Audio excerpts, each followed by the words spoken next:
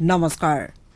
আকাশবাণী গুৱাহাটী কেন্দ্ৰৰ সন্ধিয়াৰ আঞ্চলিক বাতৰি পঢ়িছো জুলি শৰ্মা বৰুৱাই আৰু মোৰ সৈতে আছে অৰুণিমা গোস্বামী এতিয়া প্ৰধান বাতৰিসমূহ হ'ল কোভিড প্ৰতিষেধক প্ৰদান কাৰ্যসূচীৰ এবছৰ পূৰ্তি উপলক্ষে প্ৰধানমন্ত্ৰী নৰেন্দ্ৰ মোদী জনসাধাৰণলৈ কৃতজ্ঞতা আৰু অভিনন্দন দেশত এতিয়ালৈকে 156 কোটি 76 লাখৰো অধিক লোকক কোভিড প্ৰতিষেধকৰ পালি প্ৰদান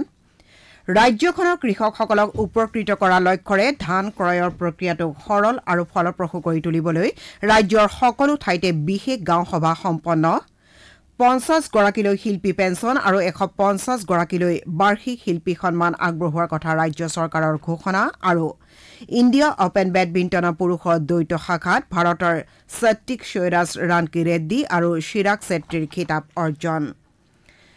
দেশৰ বিভিন্ন অংশত কোভিডৰ বৰ্ধিত সংক্ৰমণৰ পৰিপ্ৰেক্ষিতত আমি আমাৰ শ্ৰোতাসকলক সতৰ্ক হৈ থকাৰ লগতে দুই পালি প্ৰতিষেধক গ্ৰহণ কৰিবলৈ আৰু এই ক্ষেত্ৰত 15ৰ পৰা 18 বছৰৰ কিশোৰ-কিশোৰীসহ সকলোকে সহায় কৰিবলৈ আহ্বান জনাইছো সমান্তৰালভাৱে কৰোনা ভাইৰাছৰ উৎপৰিৱৰ্তিত ৰূপ অমিক্ৰনে উদ্বিগ্নতাৰ সৃষ্টি কৰাৰ পৰিপ্ৰেক্ষিতত সকলোকে তিনিটা সহজ কোভিড বিধি মানি নিজক সুৰক্ষিত কৰি ৰাখিবলৈ আমি আহ্বান জনাইছো মাস্ক পৰিধান কৰক 2 গজ দূৰত্ব বৰ্তাই ৰাখক আৰু হাত আৰু মুখৰ পৰিষ্কাৰ পৰিচ্ছন্নতাত গুৰুত্ব দিয়ক কোভিড সংক্ৰান্তীয় যিকোনো তথ্য আৰু পৰামৰ্শৰ বাবে আপোনালোকে ৰাষ্ট্ৰীয় হেল্পলাইন নম্বৰ 01123978046 অথবা 1075 আৰু ৰাজ্যিক হেল্পলাইন নম্বৰ 104ত ফোন কৰিব পাৰিব এতিয়া শুনক বিতং বাতৰি প্ৰধানমন্ত্ৰী নৰেন্দ্ৰ মোদীয়ে দেশজোৰা কোভিড প্ৰতিষেধক প্ৰদান কাৰ্যসূচীৰ এবছৰ হোৱা উপলক্ষে জনসাধাৰণলৈ কৃতজ্ঞতা আৰু অভিনন্দন জ্ঞাপন কৰিছে প্ৰধানমন্ত্ৰীগৰাকীয়ে কয় যে এনে বৃহৎ কোভিড প্ৰতিষেধক প্ৰদান কাৰ্যসূচী ইতিহাসত পূৰ্বে আয়োজিত হোৱা নাছিল যোৱা বছৰ 16 জানুৱাৰীৰ পৰা আৰম্ভ হোৱা এই বৃহৎ কোভিড প্ৰতিষেধক প্ৰদান কাৰ্যসূচী সুচাৰুৰূপে চলি থকাৰ বাবে তেওঁৰ চিকিৎসক নাৰ্ছ আৰু স্বাস্থ্য কৰ্মীসকলকো অভিনন্দন জ্ঞাপন কৰে কোভিড 19ৰ বিৰুদ্ধে যুঁজত প্ৰতিষেধক প্ৰদান কাৰ্যসূচীয়ে নতুন শক্তি প্ৰদান কৰা বুলিও প্ৰধানমন্ত্ৰী শ্ৰী মোদীয়ে মন্তব্য কৰে তেওঁ কয় যে চিকিৎসক নাৰ্ছ আৰু স্বাস্থ্যকৰ্মীৰ অসাধাৰণ কৰ্মৰাজিয়ে কোভিড প্ৰতিষেধক প্ৰদান কাৰ্যসূচীৰ সফল ৰূপায়ণত গুৰুত্বপূৰ্ণ ভূমিকা পালন কৰিছে স্বাস্থ্যমন্ত্ৰী মনসুখ মাণ্ডাভিয়া আৰু বিজেপিৰ ৰাষ্ট্ৰীয় সভাপতি জে পি নাড্ডা কেন্দ্ৰীয় তথ্য আৰু সম্প্ৰচাৰ মন্ত্ৰী অনুৰাগ ঠাকুৰে কোভিড প্ৰতিষেধক প্ৰদান কাৰ্যসূচী সফলতাৰে এবছৰ হোৱা উপলক্ষে দেশবাসীৰ লগতে চিকিৎসক নাৰ্ছ আৰু স্বাস্থ্যকৰ্মীসকলক কৃতজ্ঞতা আৰু অভিনন্দন জনায় উল্লেখযোগ্য যে যোৱা বছৰ 16 জানুৱাৰীত আৰম্ভ হোৱা অভিযানত স্বাস্থ্য কৰ্মীসকলক প্ৰথমে কোভিড প্ৰতিষেধক প্ৰদান কৰা হৈছিল ইয়াৰ পিছতে যোৱা বছৰৰ 2 ফেব্ৰুৱাৰীৰ পৰা প্ৰথম শাৰী কোভিড যোদ্ধাক 1 মাৰ্চৰ পৰা 60 বছৰ ঊৰ্ধৰ আৰু 45 বছৰ ঊৰ্ধৰ লোক আৰু 1 মেৰ পৰা 18 বছৰ ঊৰ্ধৰ লোকক কোভিড প্ৰতিষেধক প্ৰদান কাৰ্যসূচী অনুষ্ঠিত হৈছিল আনহাতে চলিত বছৰৰ 3 জানুৱাৰীৰ পৰা 15 বছৰৰ পৰা 18 বছৰৰ বয়সৰ কিশোৰ-কিশোৰী কোভিড প্ৰতিষেধক প্ৰদান কাৰ্যসূচী অব্যাহত আছে ইফালে দেশত এতিয়ালৈকে 156 কোটি 76 লাখৰো অধিক লোকক কোভিড প্ৰতিষেধকৰ পালি প্ৰদান কৰা হৈছে স্বাস্থ্য মন্ত্ৰালয়ে জনোৱা অনুসৰি কালি দিনটোত 57,29,000 পালি কোভিড প্ৰতিষেধক প্ৰদান কৰা হয় ভাৰতত কোভিডৰ পৰা আৰোগ্যৰ হাৰ 94.51% সম্প্ৰতি দেশত মুঠ চিকিৎসাধীন ৰোগীৰ সংখ্যা 15,50,377 গৰাকীলৈ বৃদ্ধি পাইছে শেহতীয়া 24 ঘণ্টাত 2,71,000ৰো অধিক লোক এই ভাইৰাছৰ দ্বাৰা আক্ৰান্ত হোৱা বুলি স্বাস্থ্য মন্ত্ৰালয়ে জানিবলৈ দিছে ইপিনে দেশত এতিয়ালৈকে মুঠ 7,743 জন লোক অমিক্ৰণত আক্ৰান্ত হোৱা বুলি জানিব পৰা গৈছে স্বাস্থ্য মন্ত্ৰালয়ে প্ৰকাশ কৰা মতে দৈনিক সংক্ৰমণৰ হাৰ 18.28% হোৱাৰ বিপৰীতে সাপ্তাহিক সংক্ৰমণৰ হাৰ 13.69% হৈছে ৰাজ্যখনৰ কৃষকসকলক উপকৃত কৰাৰ লক্ষ্যৰে ধান ক্ৰয়ৰ প্ৰক্ৰিয়াটো সৰল আৰু ফলপ্ৰসূ কৰি তুলিবলৈ আজি ৰাজ্যৰ সকলো ঠাইতে বিশেষ গাঁও সভা অনুষ্ঠিত হৈছে অসম চৰকাৰে উৎপাদিত ধানৰ ক্ৰয় বিক্ৰীৰ ক্ষেত্ৰত মধ্যস্থতাকাৰীক বিলোপ কৰি কৃষকসকলক উচিত প্ৰাপ্য আদায় কৰাত সহায় কৰাৰ বাবে এই ব্যৱস্থা গ্ৰহণ কৰিছে এই সন্দৰ্ভত মুখ্যমন্ত্ৰী ডক্টৰ হিমন্ত বিশ্ব শৰ্মাই ৰাজ্যৰ কৃষকসকলক অসম চৰকাৰে চিনাক্ত কৰি দিয়া 6টা সংস্থাক ধান বিক্ৰী কৰি উচিত মূল্য আদায় কৰিবলৈ আহ্বান জনাইছে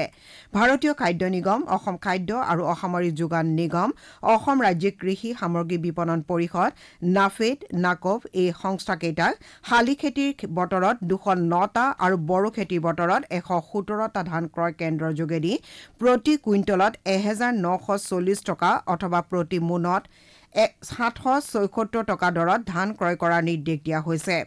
কৃষকসকলৰ সুবিধাৰ্থে কেন্দ্ৰীয় আৰু ৰাজ্য চৰকাৰৰ অধীনৰ এই সংস্থাসমূহে তেওঁলোকৰ পৰা 10 লাখ মেট্ৰিক টন ধান ক্ৰয় কৰিব বুলি মুখ্যমন্ত্ৰীয়ে প্ৰকাশ কৰে তেওঁ কৃষকসকলক এই সুবিধা গ্ৰহণ কৰিবলৈ আহ্বান জনায়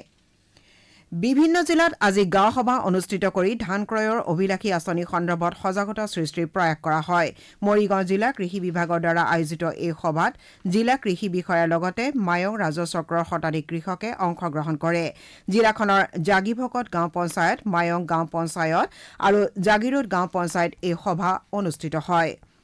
দৰং জিলাৰ মঙলদৈ ৰাজচক্ৰৰ অন্তৰ্গত পুথিমাৰী চাউলখোৱা আৰু মোৱামাৰী পঞ্চায়তৰ সমূহীয়া কাৰ্যালয় প্ৰাংগণত আজি বিশেষ গাঁও সভা অনুষ্ঠিত হয় এই সভাত বিধায়ক বসন্ত দাসে পঞ্চায়ত কেইখনৰ অধীনৰ ৰাইজক আঁচনিখনৰ সুবিধা গ্ৰহণ কৰিবলৈ আহ্বান জনায় বৰপেটা জিলাত 102খন গাঁও পঞ্চায়তত আজি সজাগতা সভা অনুষ্ঠিত হয় এই সভাসমূহত পঞ্চায়ত আৰু গ্ৰাম উন্নয়ন খাদ্য আৰু অসামৰিক যোগান তথা ৰাজহ বিভাগৰ বিষয়া আৰু প্ৰতিনিধি উপস্থিত থাকে তেওঁলোকে কৃষকসকলক ধান বিক্ৰী সন্দৰ্ভত প্ৰয়োজনীয় পৰামৰ্শ আগবঢ়ায় ওদালগুৰি জিলাতো আজি এই উপলক্ষে সজাগতা সভা অনুষ্ঠিত হয় জিলাখনত 114টা VCDCত ধান ক্ৰয় কেন্দ্ৰ মুকলি কৰা হ'ব বুলি চৰকাৰী সূত্ৰই প্ৰকাশ কৰিছে উল্লেখযোগ্য যে এই আঁচনিৰ অধীনত কৃষকে নিজা মাটিত উৎপাদিত ধান প্ৰতি কুইণ্টলত 1940 টকা দৰত অধিসূচিত ধান ক্ৰয় কেন্দ্ৰত বিক্ৰীৰ বাবে স্থানীয় কৃষি বিষয়াৰ সৈতে যোগাযোগ কৰিব লাগিব যিসকল কৃষকে নিজৰ পিতৃ মাতৃৰ নামত থকা মাটিত কৃষি কাৰ্য কৰি আছে তেওঁলোকে পঞ্জীয়নৰ বাবে নিজৰ মোবাইল নম্বৰ আধাৰ নম্বৰ ভূমি নথি আদি কৃষি উন্নয়ন বিষয়াক জমা দিব লাগিব নিজৰ নামত ভূমি নথকা কৃষকসকলে কৃষি কাৰ্য কৰি থকা মাটিৰ লাট নম্বৰ ডাক নম্বৰ আৰু পট্টা নম্বৰ স্থানীয় প্ৰশাসনৰ মুৰব্বীৰ দ্বাৰা মনোনীত ব্যক্তিৰ পৰা সংগ্ৰহ কৰি কৃষি উন্নয়ন বিষয়াৰ সৈতে যোগাযোগ কৰিব পাৰিব অধিক তথ্যৰ বাবে 8287576676 নম্বৰত যোগাযোগ কৰিবলৈ কৃষি বিভাগে আহ্বান জনাইছে মুখ্যমন্ত্ৰী ডক্টৰ হিমন্ত বিশ্ব শৰ্মাই আজি নৰৰূপত সজাই তোলা বটদ্ৰোৱা থানাত উপস্থিত হৈ কীৰ্তন ঘৰৰ দুৱাৰ উন্মোচন কৰে তেওঁ বটদ্ৰোৱা থানৰ কীৰ্তন ঘৰৰ গুৰু আসন প্ৰতিষ্ঠাৰ সাংস্কৃতিক কাৰ্যসূচীতো অংশগ্ৰহণ কৰে বটদ্ৰোৱা থানৰ মূল তোৰণ প্ৰেক্ষাগৃহ অতিথিশালা সংযোগী পথকে ধৰি পৰৱৰ্তী বছৰটোত থানৰ আন্তঃগাঁথনি উন্নয়নৰ বাবে ল'বলগীয়া ব্যৱস্থাসমূহৰো মুখ্যমন্ত্ৰীগৰাকীয়ে বুজ লয় আজিৰ এই কাৰ্যসূচীত মুখ্যমন্ত্ৰী ডক্টৰ শৰ্মাৰ সৈতে বিধায়ক ৰূপক শৰ্মা শিৱামণি বৰা শশীকান্ত দাস প্ৰাক্তন মন্ত্ৰী গৌতম বৰা লগতে সত্ৰাধিকাৰ যোগেন্দ্ৰ নাৰায়ণ দেৱ মহন্ত দেৱানন্দ দেৱ গোস্বামী আৰু বশিষ্ঠ বুজৰ বৰুৱা উপস্থিত আছিল ইয়াৰ পাছতে মুখ্যমন্ত্ৰী ডক্টৰ শৰ্মাই বটদ্ৰোৱাত থকা শ্ৰীমন্ত শংকৰদেৱ গৱেষণা প্ৰতিষ্ঠান পৰিদৰ্শন কৰে আৰু সাঁচিপাতত লিখা পাণ্ডুলিপি আদিকে ধৰি গৱেষণা সামগ্ৰীসমূহ পৰ্যবেক্ষণ কৰে প্ৰতিষ্ঠানটোৰ গুৰুত্ব বিবেচনা কৰি ৰাজ্য চৰকাৰে ইয়াৰ বিকাশৰ বাবে ৰূপৰেখা প্ৰস্তুত কৰিবলৈ এটা বিশেষজ্ঞ দল প্ৰেৰণ কৰিব বুলি মুখ্যমন্ত্ৰীগৰাকীয়ে ঘোষণা কৰে গৱেষণা প্ৰতিষ্ঠানখনে ৰাজ্যখনৰ আধ্যাত্মিক সাংস্কৃতিক আৰু শৈক্ষিক উৎকৰ্ষৰ বাবে কাম কৰি যাব বুলিও তেওঁ আশা প্ৰকাশ কৰে উল্লেখযোগ্য যে মুখ্যমন্ত্ৰী ডক্টৰ শৰ্মাই আজি কুবাইকটা সত্ৰ পৰিদৰ্শন কৰে শ্ৰোতাসকলে বাতৰি শুনিছে আকাশবাণী গুৱাহাটী কেন্দ্ৰৰ পৰা আপোনালোকে এই বাতৰি আমাৰ YouTube channel AIR news Guwahati আৰু নিউজ অন AIR এপ যোগেও শুনিব পাৰিব এতিয়া পৰৱৰ্তী বাতৰি শুনক অৰুণিমা গোস্বামীৰ পৰা অসম চৰকাৰে আজি 50 গৰাকী শিল্পীলৈ শিল্পী পেঞ্চন আৰু 150 গৰাকীলৈ বাৰ্ষিক শিল্পী সন্মান আগবঢ়োৱাৰ কথা ঘোষণা কৰিছে আজি জনতা ভৱনত অনুষ্ঠিত এখন সংবাদমেলত সাংস্কৃতিক মন্ত্ৰী বিমল বৰাই কয় যে কাইলৈ শিল্পী দিৱসৰ সৈতে সংগতি ৰাখি শ্ৰীমন্ত শংকৰদেৱ কলাক্ষেত্ৰত শিল্পী পেঞ্চন আৰু বাৰ্ষিক শিল্পী সন্মান প্ৰদান কৰা হ'ব